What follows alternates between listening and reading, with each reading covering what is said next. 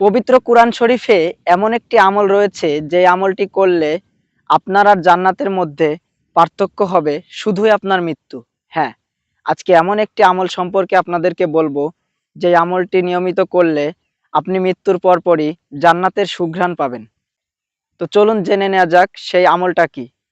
আমাদের সেই আমলটি হচ্ছে পবিত্র আয়াতুল কুরসি, যেটি পবিত্র কুরআন শরীফের ৩য় নাম্বার পারা এবং দ্বিতীয় সূরা, সূরা বাকারার ২৫৫ নম্বর আয়াত।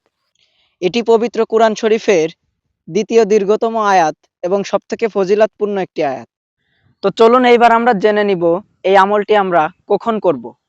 এই আমলটি আমরা প্রতিদিন ৫ ওয়াক্ত সালাতের ফরজ নামাজের পর অর্থাৎ সুন্নাতের আগে এই আমলটি আমরা করব। আর আমরা যদি নিয়মিতভাবে এই আমলটি করতে পারি, ইনশাল্লাহ এই আমলের ওসিলায় আল্লাহ পাক আমাদেরকে নাজাত দান করবেন। সকলে বলে আমিন। আর আমার এই ভিডিওটি সর্বোচ্চ শেয়ার করে সকলের কাছে পৌঁছে দিন, যাতে আপনার আরেকজন মুসলিম ভাই এই বার্তাটি জানতে পারে। তো সকলে ভালো থাকবেন, সুস্থ থাকবেন। আসসালামু আলাইকুম ওয়া রাহমাতুল্লাহ।